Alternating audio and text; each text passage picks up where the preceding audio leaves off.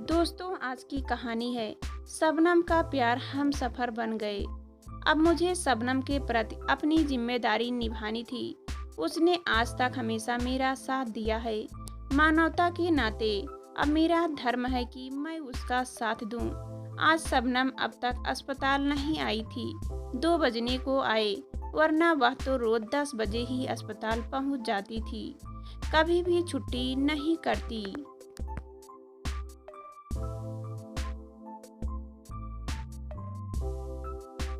मैं उसके लिए चिंतातुर हो उठा था।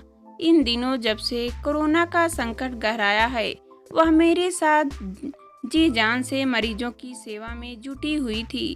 मैं डॉक्टर हूँ और वह नर्स, मगर उसे मेडिकल फील्ड की इतनी जानकारी हो चुकी है कि कभी मैं ना रहूँ तो भी वह मेरे मरीजों को अच्छी तरह और आसानी से संभाल लेती है। मैं आज अपने मरीजों को अकेले ही संभाल रहा था। अस्पताल की एक दूसरी नर्स स्नेहा मेरी हेल्प करने आई, तो मैंने उससे पूछ लिया, क्या हुआ, शबनम आज नहीं आई? ठीक तो है वह?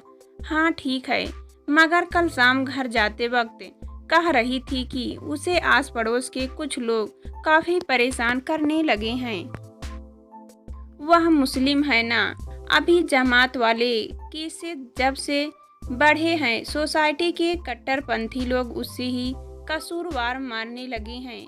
उसे सोसाइटी से निकालने की मांग कर रहे हैं और गद्दार कहकर नफरत से देखते हैं। बेचारी अकेली रहती है, इसलिए ये लोग उसे और भी ज्यादा परेशान करते हैं। मुझे लगता है इसी वजह से नहीं आई होगी। कैसी दुनिया है ये! धर्म या जात के आधार पर किसी को जज करना कितना गलत है। कोई नर्स रात दिन लोगों की केयर करने में लगी हुई है, उस पर इतना गंदा इल्जाम। मेरे अंदर गुस्से का लावा फूट पड़ा। स्नेहा भी शबनम को लेकर परेशान थी। आप सही कह रहे हैं सर, शबनम ने तो अपनी जिंदगी मरीजों की देखभाल में लगा रखी है। तभी मेरा मोबाइल बज उठा। शबनम का फोन था। हेलो शबनम, ठीक तो हो तुम? मैंने चिंतित स्वर में पूछा। नहीं सर, मैं ठीक नहीं। सोसाइटी के कुछ लोगों ने मेरे निकलने पर रोक लगा दी है। एक तरफ से नजरबंद करके रखा है मुझे। उस पर अभी दोपहर में मैं बाथरूम में गिर गई। अब तो समझ नहीं आ रहा कि दवा लेने भी कैसे जाऊं। तुम घबराओ नहीं, 1-2 घंटे आराम करो, मैं खुद तुम्हारे लिए बैंडेज और दवाइयों का इंतजाम करता हूँ। कहकर मैंने फोन रख दिया। अब उसे शबनम के प्रति मुझे जिम्मेदारी निभानी थी। उसने आज तक हमेशा मेरा साथ दिया है।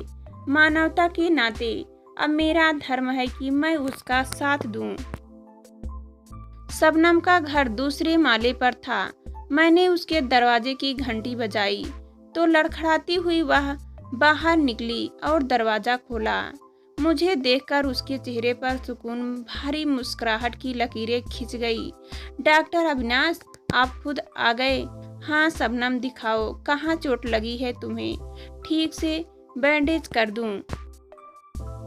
जी, बैंडेज का सामान मेरे पास था, पट्टी तो बांध ली है मैंने। ठीक है, फिर भी एक कुछ जरूरी दवाइयाँ आपने पास रखो और फल सब्जियों भी। Thank you very much sir. Shabnam की आंखों में कृतज्ञता के आंसू आ गए तो मैं उसने कंधे थपथपाए और बाहर निकलता हुआ बोला, देखो शबनम, कभी भी किसी भी चीज की जरूरत हो तो मुझे जरूर बताना। वैसे मैं कोशिश करूंगा कि तुम्हें इस सोसाइटी से लेकर जाऊं। अस्पताल के पास जो मेरा 2 कमरे वाला घर है ना, वही तुम्हें ठहरा दूंगा। आजकल मैं भी वहीं रहने लगा हूँ, क्योंकि अस्पताल पास में और फिर मेरे कारण मेरे परिवार में कोरोना वायरस ना फैल जाए, यह डर भी रहता है। जी सर, जैसा आप उचित समझे, कहकर शबनम ने मुझे विदा किया। इसके बाद 2-3 बार खाने पीने की और दूसरी चीजें लेकर मैं उसके घर गया। सोसाइटी वाले मुझे घूर घूर कर देखते थे।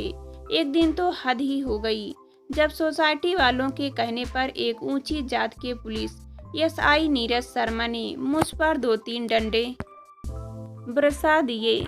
मैं चीख पड़ा, तुम डॉक्टर हो तो फिर तुम उस मुस्लिम लड़की के घर क्यों आते हो? दोनों मिले हुए हो ना, तेरी यार है ना वह, क्या करने वाले हो मिलकर? सर मैं डॉक्टर हूँ और वह मेरे साथ काम करने वाली नर्स, इतना ही रिश्ता है हमारा। ऊंची और नीची जाति, हिंदू और मुस्लिम जैसे भेदभाव मैं नहीं मानता। चिल्लाता हुआ मैं घर आ गया था, मगर शबनम को लेकर चिंता बढ़ गई थी। उस दिन मैंने तय किया कि अब मैं शबनम को अपने घर ले आऊँगा। अगले दिन सुबह सुबह मैं उसे अपने घर ले आया। अब शबनम मेरे घर में थी और अस्पताल भी करीब था, इसलिए वह जिद करके अस्पताल जाने लगी।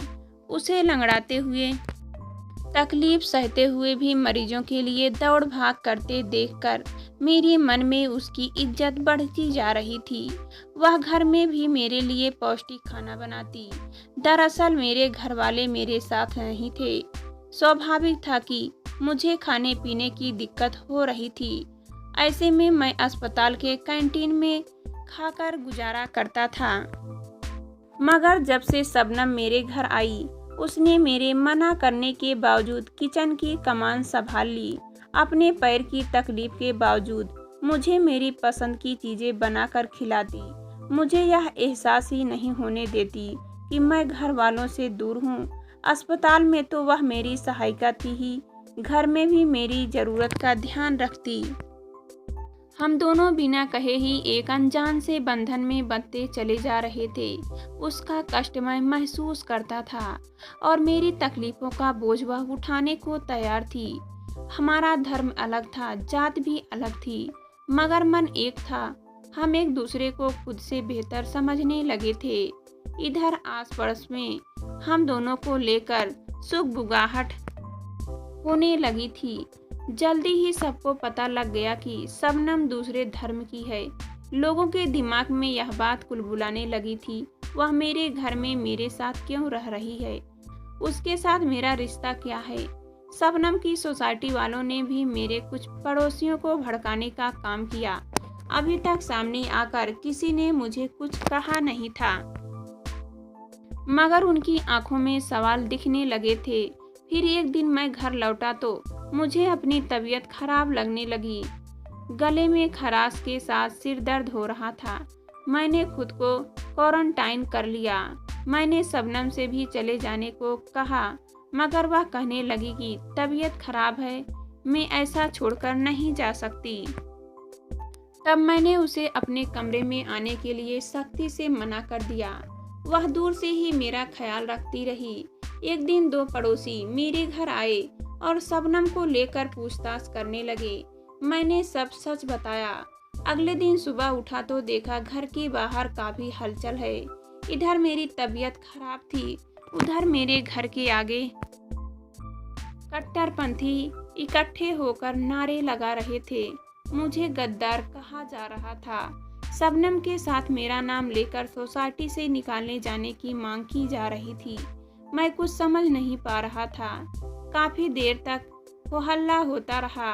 तब तक शबनम अपने कपड़े पैक करने लगी। वह हड़बड़ाती हुई बोली, सर अब मैं यहाँ बिल्कुल नहीं रह सकती।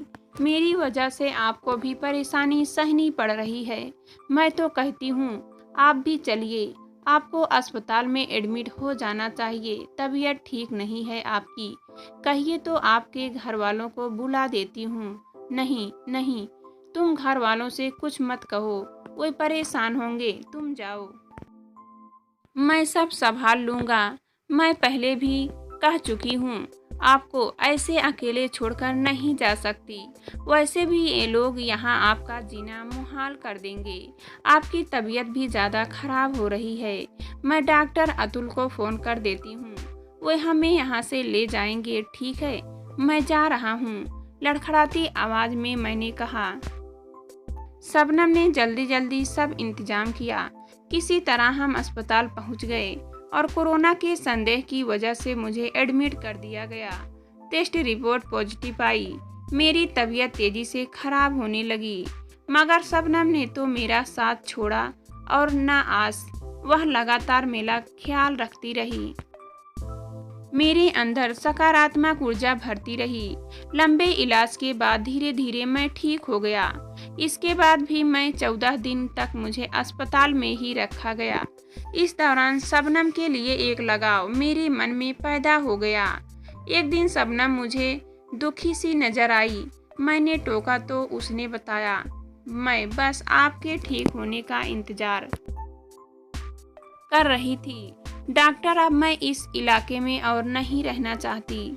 बहुत दुत्कारा है।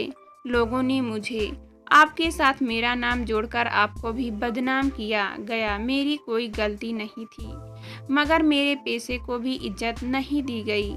मेरा मन भर गया था। मैं तो बस आपकी खातिर ही यहाँ अब तक रुकी रही। अब मुझे जाने की अनुमति दे।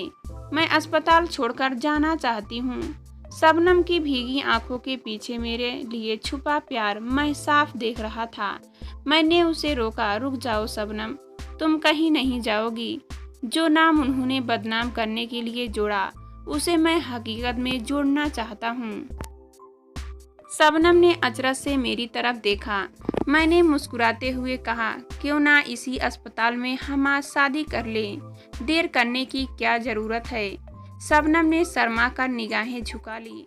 उसका जवाब मुझे मिल गया था। अस्पताल में मौजूद दूसरे डॉक्टरों और नर्सों के झटपट एक बहुत ही सादगी भरी शादी का इंतजाम कर दिया। और इस तरह एक हिंदू डॉक्टर और एक मुस्लिम नर्स हमेशा के लिए हमसफर बन गए।